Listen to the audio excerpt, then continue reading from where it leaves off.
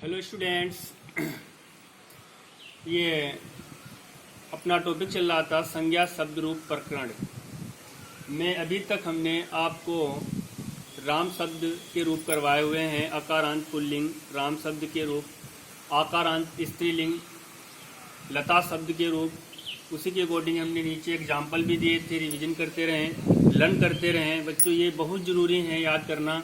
अगर आपको ये लर्न हो गए तो समझ लो आधी व्याकरण आपको ऐसे ही आ जाएगी बच्चों। इन्हीं से हमें हमारे वाक्य बनेंगे, कारक संबंधी इसी से समझते हैं। तो आज का जो टॉपिक है वो हमारा है अकारांत नपुंसकलिंग फल शब्द के रूप, यानी अकारांत नपुंसकलिंग फल शब्दस्य रूपाणी। ठीक है, तो बच्चों इसमें हमने आपको दिखाया हुआ है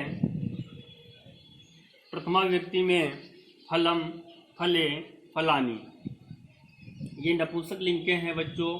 अगर हमने फल शब्द के रूप लर्न कर लिए तो आप समझ लो जितने भी एग्जाम्पल दिए हुए हैं इनके रूप तो लर्न ही हो जाएंगे। बाकी बहुत सारे ऐसे हजारों वर्ड होते हैं जो कि अकारांत नपुंसक लिंग के होते हैं, उनके रूप भी फल के समान ही बनेंगे।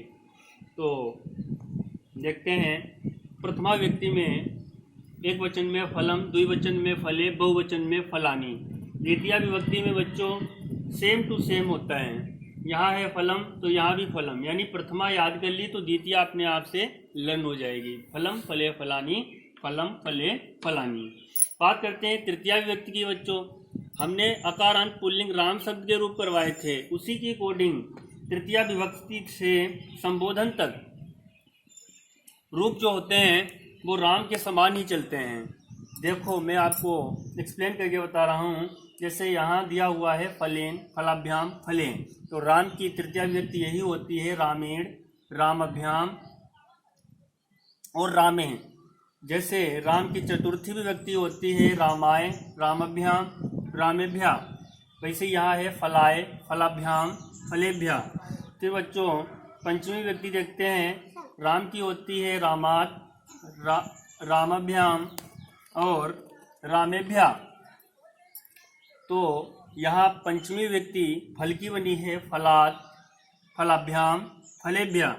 षष्ठी विभक्ति राम की होती है रामस्य, रम्यो, रामयोः और रामाणाम। वैसे षष्ठी विभक्ति फल की बनी है फलस्य, फलयो, फलानाम। तो बच्चों सप्तमी व्यक्ति राम की होती है रामे, रामयो, रामेश।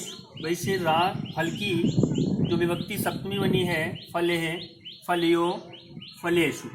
तो राम के यदि आपको याद है तो तृतीय संबोधन तक आप इसी तरीके से फल शब्द के रूप लर्न कर सकते हैं।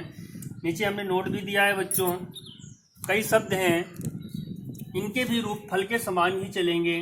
जैसे कि आप देख सकते हैं यथा करके दिया हुआ है जल, वन, मित्र, आम्र, गृह, ग्राम, मंदिर, वस्त्र, पुस्तक, और आगे लिखा है इत्यादि। अर्थात और भी बहुत सारे हैं, जैसे धन है,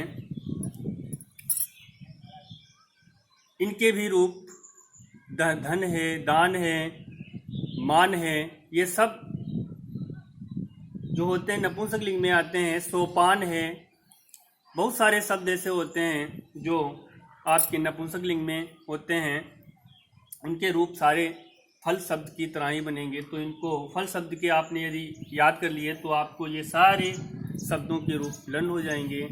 तो आप इनको लिख कर के रिवीजन करते रहिए, और आशा करता हूँ रिवीजन करते रहिए, ध्यानपूर्वक पढ़िए, घर पर रहिए, सुरक्षित रहिए।